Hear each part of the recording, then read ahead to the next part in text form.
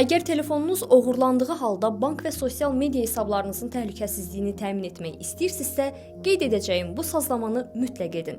Göstərəcəyim imkan SIM kilidi ilə bağlıdır. Aydındır ki, smartfon oğruları əksər hallarda telefon kiliddə olduğu üçün cihaza daxil olmağı bacara bilmirlər və bu səbəbdən ya telefonu hissələrə ayırıb detallarını satır, ya da format etmək məcburiyyətində qalırlar. Amma bir nüans var ki, bu daha da təhlükəlidir. SIM kartınızın başqa cihaza daxil edilib adınıza olan bank və sosial media tətbiqlərinə daxil olmaq üçün nömrəyə gələn 2 mərhələli təsdiq kodlarının əldə olunması. Bunun qarşısını almaq üçün smartfonlarda SIM kart lock funksionallığı mövcuddur. Əgər bu xüsusiyyəti aktivləşdirib PIN-1 ilə SIM kartı qorusaz, kimsə smartfonu oğurlayıb, nömrəni çıxarıb başqa telefona daxil etsə də nömrəniz həmin telefonda aktiv olmayacaq və həmin anda PIN-1 tələb olunacaq.